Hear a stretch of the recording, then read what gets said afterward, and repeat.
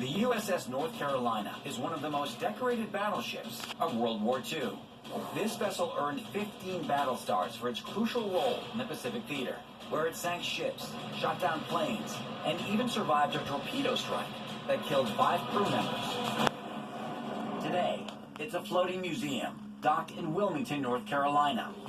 And according to staff and visitors, a few of the sailors who died on board never truly left. Their spirits still walk the halls, frightening even the most intrepid ghost hunters. This is the scariest place that I have been in.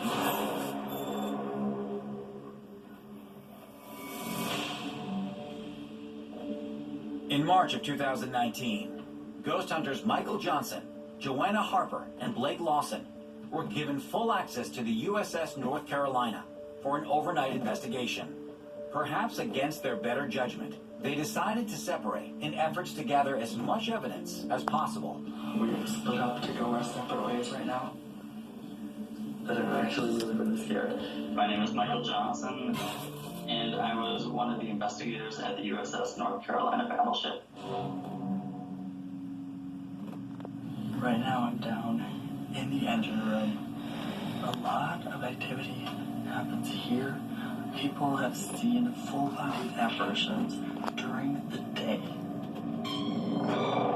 This is probably the scariest place that I have been in. Once you step onto the ship, you can feel an overall presence. Even though we were in completely different areas, it still felt like there was somebody there with you or something there watching, following behind you. And it isn't just a feeling. It quickly becomes clear that Michael is not alone.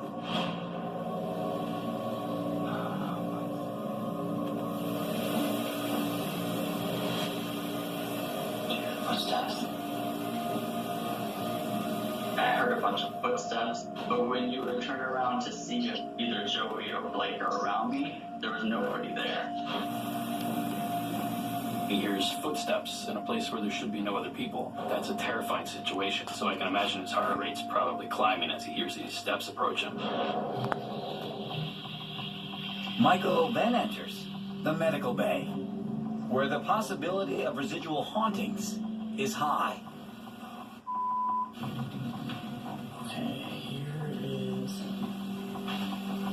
This is one of the surgical areas. I think I'm gonna lay on the surgical table.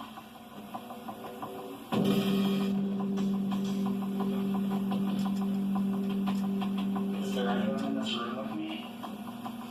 One of the rites of passage of any paranormal investigator is, at one time or another, you're going to lay down on either an operating table or a morgue drawer.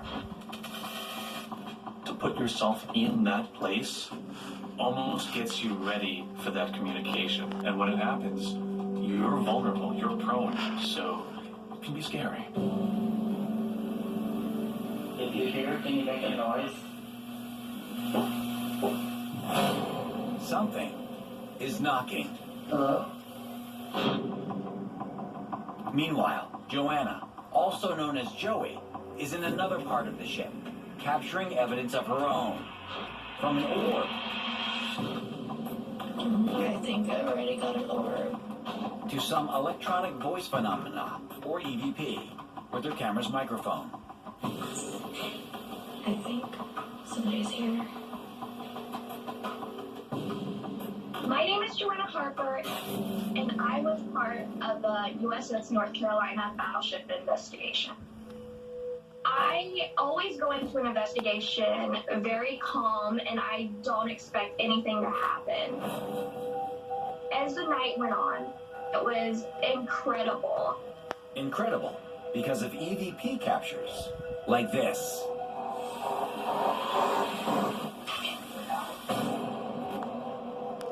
Anytime you hear a voice where you don't know where it's coming from and you know it is no one else in the room with you, it is very intriguing.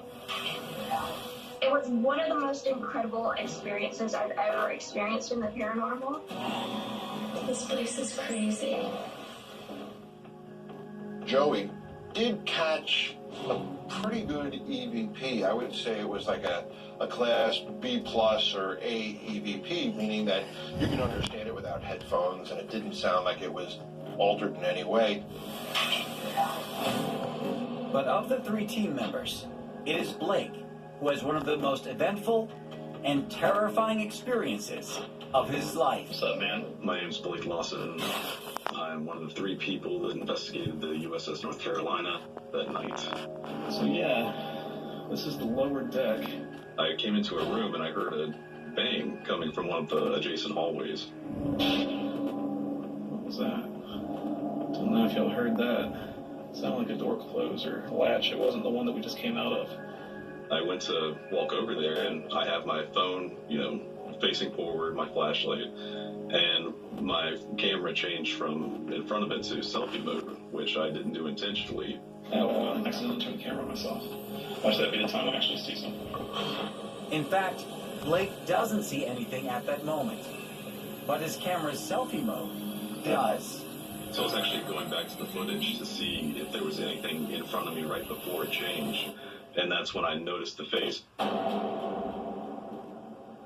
And my heart just dropped, and I was like, oh man, I had to take a second. I had never expected to see that.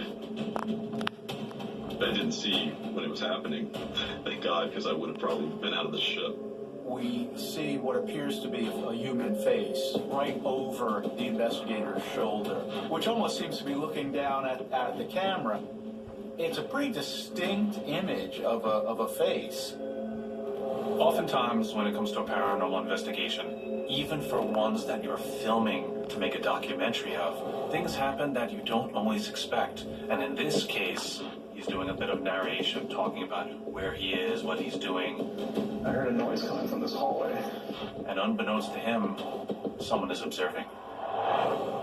And that isn't the only thing Blake notices upon reviewing his footage. Keep an eye on the right side of the screen, as a shadow figure seems to run away from the camera's gaze.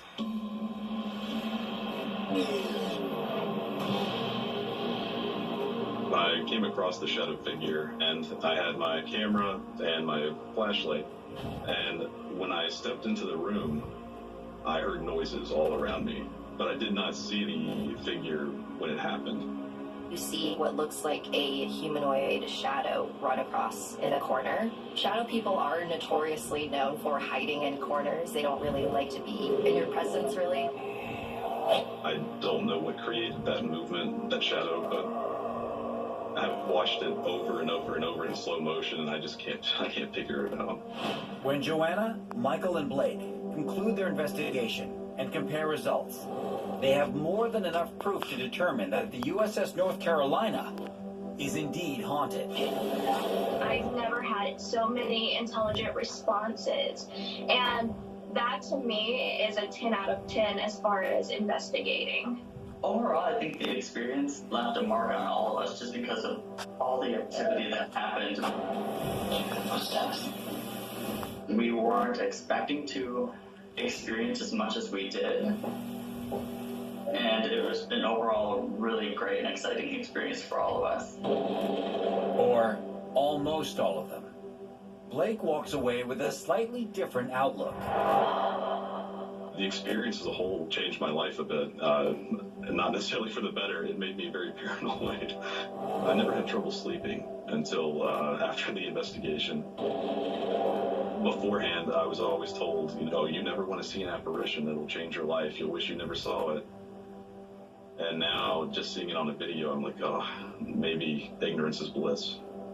Maybe we should just kind of keep it out of our minds and not go searching for these things. It was a scary experience for sure.